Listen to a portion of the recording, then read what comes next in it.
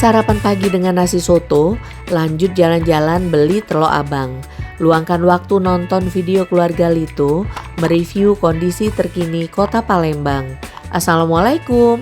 Kali ini keluarga Lito hadir lagi dan akan mengajak penonton semua mereview kondisi terkini kota Palembang, khususnya di kawasan Benteng Kuto Besak. Sebelum kita mulai, jangan lupa like, comment, share, dan subscribe agar kami makin semangat dalam menyajikan video-video terbaru selanjutnya.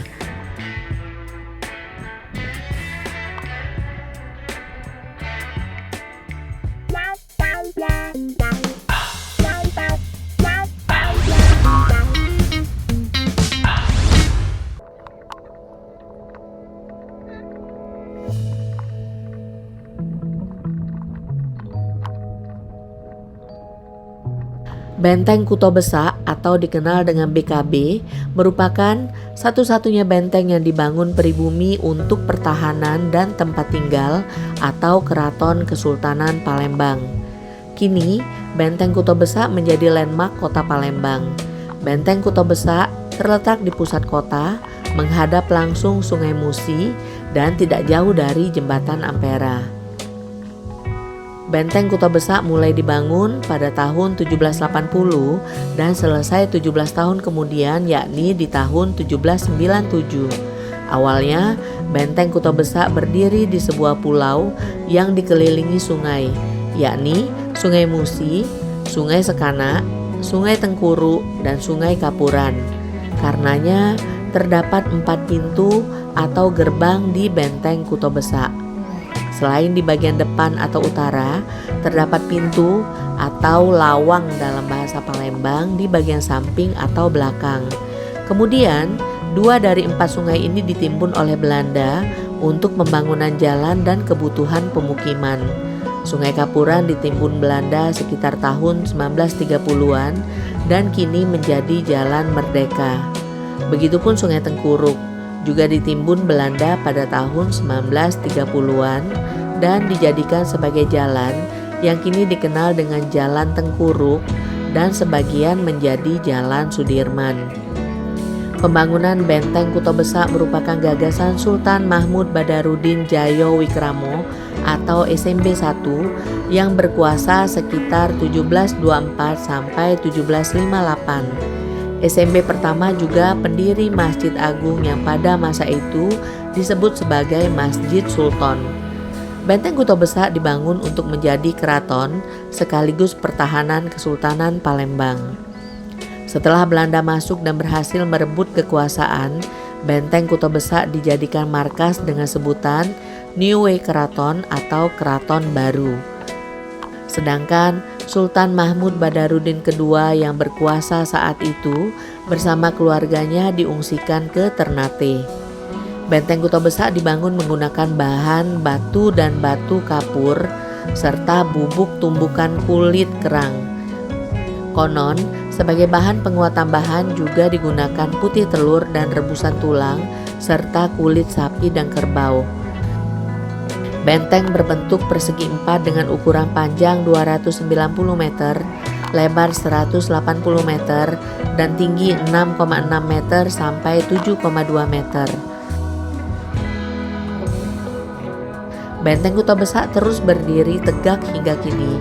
Namun, Benteng Kuto Besak hanya dapat dinikmati atau dilihat dari luar karena saat ini di dalamnya dijadikan perkantoran atau markas Kesdam 2 Sriwijaya. Sekitar Benteng Kuto Besak atau BKB merupakan objek wisata sekaligus taman terbuka bagi warga kota Palembang. Di bagian depan, tepat di pinggiran Sungai Musi, terdapat pelataran Benteng Kuto Besak yang menjadi tempat terbuka untuk menikmati pemandangan Sungai Musi dan Jembatan Ampera. Kemudian juga, pelataran Benteng Kuto Besak ini sering dijadikan tempat upacara atau kegiatan pemerintahan, pameran atau expo, hingga konser musik.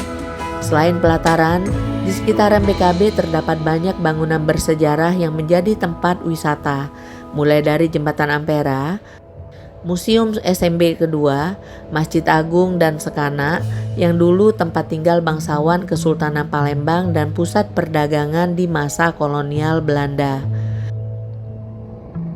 Di pelataran Benteng Kuto Besak juga terdapat dermaga tempat wisatawan menyewa perahu jika ingin berwisata di Sungai Musi atau ke Pulau Kemaro.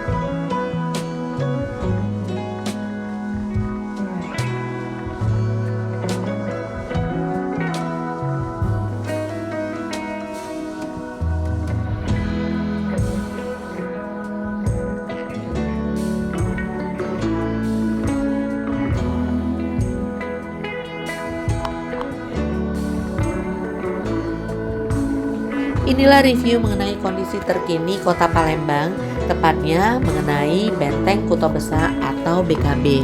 Terima kasih telah menyimak video ini. Jangan lupa like, comment, share, subscribe, dan klik lonceng agar dapat notifikasi pemberitahuan video-video terbaru selanjutnya. Bunga mekar berwarna-warni memanjakan mata yang memandang. Usai sudah video keluarga Lito kali ini, nantikan kami di video mendatang. Assalamualaikum.